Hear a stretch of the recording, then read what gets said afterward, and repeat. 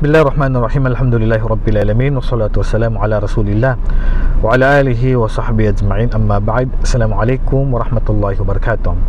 May tanong, lalong-lalo na sa buwan ng December, kung pwede ba daw natin tanggapin ang 13th month pay na binibigay ng gobyerno ng Pilipinas sa mga empleyado ng sa mga empleyado na nagtatrabaho sa Pilipinas. Okay. Dito, siyempre, nagkaroon ng opinion ng mga ulama tungkol sa pagbibigay ng regalo ng mga non-Muslim sa malalaking araw nila. Pero ang nakikita ko na pinakamalapit sa katotohanan ay pwedeng tanggapin ang regalo na ibinibigay nila. Pero may mga condition, siyempre.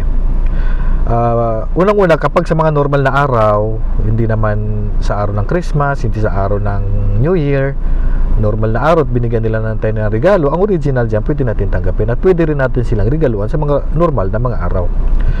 Pero sa mga araw na may mga malalaking araw sila, may mga pesta sila, birthday, National Day, New Year, Christmas, o ano pang mga malalaking araw nila, dito hindi tayo pwede magbigay ng regalo kasi pagkikipagtulungan yun, malaking kasalanan yun. Pero paano kung tayo ang binigyan nila ng regalo? Kapag tayo ang binigyan nila ng regalo, pwede natin itong tanggapin, pero may mga kondisyon. Lalong-lalo na sa Christmas nila tayo bibigyan. Kung bibigyan nila tayo ng regalo, unang-una kinakailangan hindi yung kinatay nila, lalo na sa December na to. Kasi maaring kinatay nila yun para sa kanilang Diyos na si Jesus. Okay, sa alayhi salam. So yung kinatay nila na mga pagkain sa araw na yan, wag natin tanggapin. Pero kung binigyan nila tayo ng mga bungang kahoy, mga chocolates, mga lutong bahay na hindi naman mga karne, o binigyan nila tayo ng regalo, 13 panpe, wala problema. Natanggapin natin yun. At pangatlo, siyempre, hindi yung iregalo nila sa atin yung bawal, katulad ng alak o baboy, ganyan. So bawal natin tanggapin yun. At hindi rin yung bibigyan nila sa atin yung tumutulong sa mga programa nila. Hindi kanila bibigyan ng mga lantern, mga Christmas tree, o mga ginagamit nila sa programa nila na yan. So wag yun ang tatanggapin natin. Ang tatanggapin natin yung hindi yung mga simbolo ng kanilang programa. Okay? So tanggapin natin kung binigyan nila tayo ng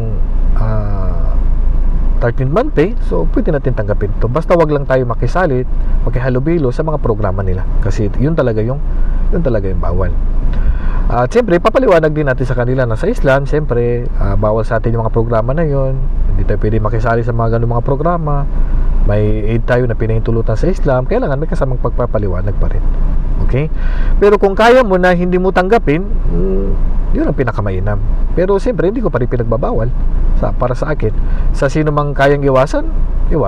Ang sino man na hindi niya kayang iwasan at kailangan niya, at siyempre, malaking tulong din para sa mga nagtatrabaho yung 13th month pay, so walang problema. Ang mahalaga ay yung mga nabanggit ko. So, ano yung mga katibayan?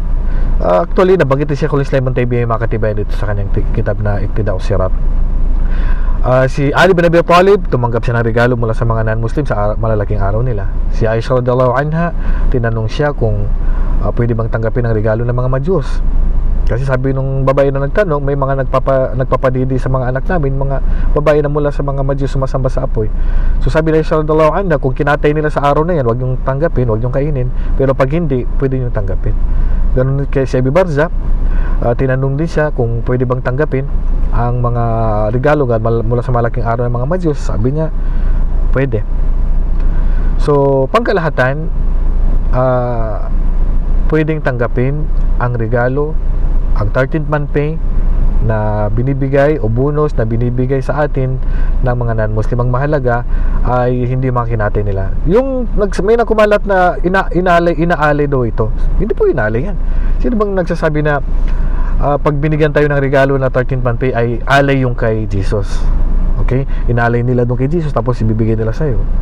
Kung inalay nila kay Jesus o bibigay nila sa altar niya o sa rebulto niya din ibibigay sa'yo, bawal talaga.